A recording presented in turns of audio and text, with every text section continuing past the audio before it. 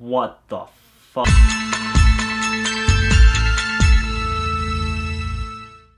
I'm worried that you're not taking proper care of yourself. We've come too close to losing you. Too many times. Sunchoke is a psychological art project that some would describe as a film. Directed by Ben Kreskiman, I don't know how to pronounce it, and starring Sarah Hagen and Barbara Crampton. Sunchoke is inarguably an art house film that tells the story of a girl suffering from a psychotic break, going through some intense rehabilitation. That's about all I can say about this movie because I don't really know what to make of it past that. It's 100% an art house film. It's the sort of film where the bare skeleton of a plot comes second to, you know, the atmosphere and the visuals. And this is one of those rare cases where I actually felt that it worked. I mean, what's Sunchoke about really? It's a film about repression, sexuality, identity, and control.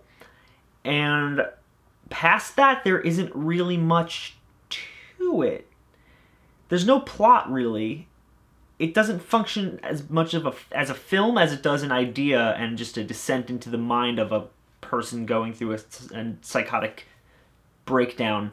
So I'm just gonna kind of dive right into it because I don't really know what else to say about it past just explaining what I liked and what I didn't like. Right off the bat, this film is beautiful. Gorgeous cinematography. The way they use light and color in this movie is astounding.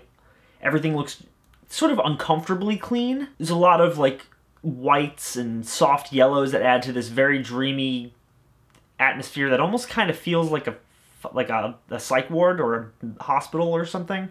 It's very weird, and it's this very dreamlike. There are scenes where they'll put like soft white borders around the edge of the frame. It's very, very bizarre. Sarah Hagen gives an amazing performance in the way that she plays a character that is so impossible to relate to that you're just sitting there wondering, what the fuck is she gonna do next? This is so weird and captivating because she's so not normal. Barbara Crampton, always wonderful, plays an absolutely horrible person in this, and she's just captivating in every scene she's in. She steals the show. Also, I really like the score of this movie. It's weird and droney, and it kind of pulls you into this world of just pure madness.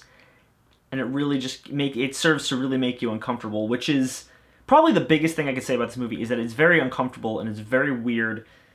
It creates this just disturbing journey into the psyche of a crazy person, and it feels, most of the time, it feels less about the story and more just kind of about what the fuck is she gonna do next? What crazy shit are they gonna give us next?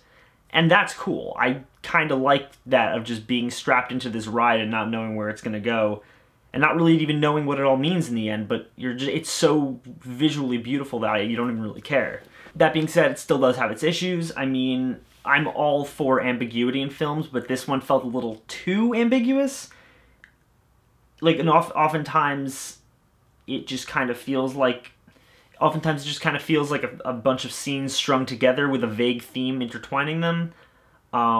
There's no real connection. There's no real insight into the characters' motivations. These people are just doing what they're doing because. And the story in the end just kind of leaves you wanting more. It just sort of leaves you sitting there going, what the fuck did I just watch? And that's not necessarily a bad thing, but it's not necessarily a good thing either. The fact that this entire movie is kind of centered around an unreliable narrator makes it really hard to relate to any of the characters because you don't know what's real, what isn't, who these people even are sometimes, and it kind of leaves you feeling like there's no actual payoff by the end of the film. Another issue I had is that for all the craziness and just insanity and the fact that this movie is a journey into the psyche of a crazy person, there are a lot of times where it feels like it doesn't commit fully and doesn't go all the way and give you that final push into pure fucking crazy, and I wish they had done that. So that was a little disappointing for me. But all that being said, I did still like it. I probably will buy it if it ever comes out on Blu-ray, just for the visuals, because it's a very, very, very beautiful film.